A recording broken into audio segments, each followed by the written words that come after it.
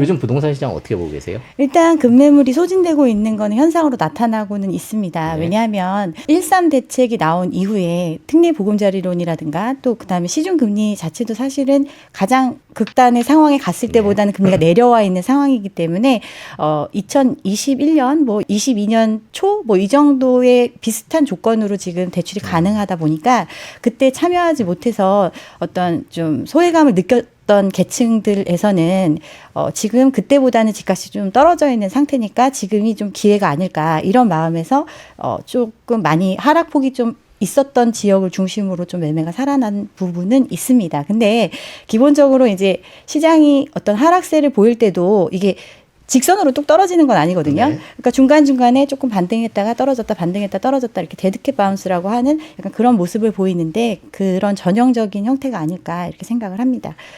최근에 집값 반등론이라고 그래갖고 이제 바닥이다 뭐 이런 얘기 나왔잖아요. 바닥을 논하기에는 너무 빠른 거 아닐까요? 그러니까. 근데 이제 지금도 그런 얘기를 하시는 분들 보면 거래량 얘기를 먼저 제일 많이 하거든요. 네. 그 거래량에 대해서는 어떻게 생각하세요? 부동산이라는 굉장히 개별적인 특성을 가지고 있는 상품이에요. 그런 것들을 총체적으로 모아놨을 때 거래량을 가지고 이제 우리는 이야기를 하는 건데 일단 절대적인 거래량 자체는 아직도 시장의 반등을 논하기에는 굉장히 미약한 수준이다. 통상적인 수준의 평년 월별 거래량, 계절적인 영향이 있지만 그걸 기준으로 해서 봤을 때도 한 4, 5천 건 이상은 이제 거래가 됐었고요.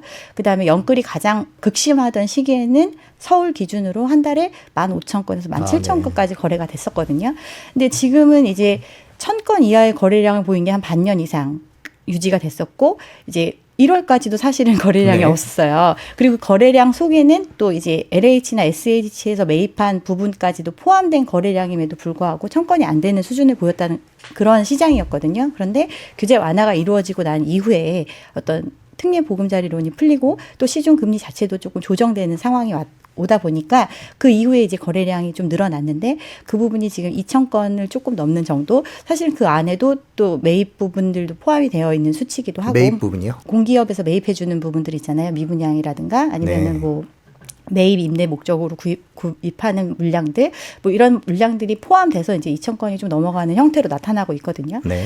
그래서 그리고 또 그 거래되는 지역들도 구체적으로 이렇게 살펴보면 어떤 전반적인 시장의 평균적인 지역의 아파트의 거래량이 막 늘어났다 이런 것보다는 기존에 과도하게 올랐던 지역에서 좀 조정폭이 컸던 지역들, 뭐 노도강이 한참 이제 네. 연끌들이 성지였었는데 그쪽 지역의 가격이 많이 폭락을 했었다가 조금 이제 그런 지역에 이제 매수세가 좀 유입이 되면서 그런 거래들이 좀 늘어난 형태라고 볼 수는 있지만 거래량 자체는 너무나 어떤 시장의 반등을 논하기에는 절대적인 양 자체가 그렇게 많지 않다라고 볼 수 있습니다. 네. 거래량은 정상적인 그 평균에 많이 못 미친다 이렇게 평가하면 될까요? 조금 더 기간을 늘려서 생각을 해볼 필요가 있는 거죠. 어쨌든 시장에서 수요와 공급이 있으면 적정 가격이 아니더라도 일정 수준에서 내가 지금은 조금 빠졌으니까 들어오려는 수요가 있을 수 있고 그런 선택을 하시는 분들이 있을 수는 있잖아요. 그렇지만 그게 일반적인 시장의 판단이라고 여겨지기에는 아직 굉장히 단기간의 상태이고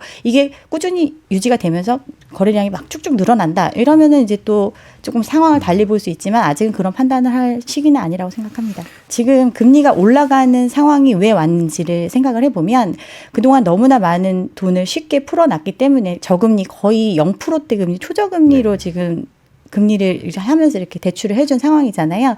시중에 돈이 많이 풀리고 그 영향이 인플레이션이라는 이제 부작용을 가지고 온 상태예요. 이런 시장 상황에서 인플레이션이 왔을 때는 실질적으로 자산 가치의 상승도 일어날 수는 있지만 지금은 어떤 자산 가치가 과도하게 풀린 유동성으로 심하게 금융 불균형 상태로 굉장히 괴리가 되어 있는 상태에서 인플레이션이 온 거예요.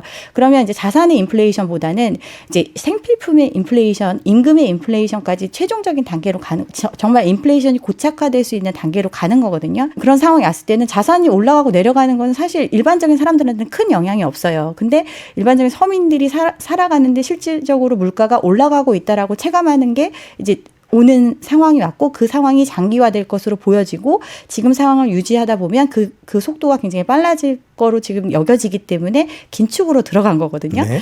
이게 시장의 전반적인 상황이 이렇고 그러면 그 얘기는 풀린 인플레이션, 풀린 돈이 많기 때문에 인플레이션이 왔고 그럼 풀린 돈을 회수하는 과정을 거쳐야 인플레이션을 잡을 수 있다. 이게 기본 명제거든요.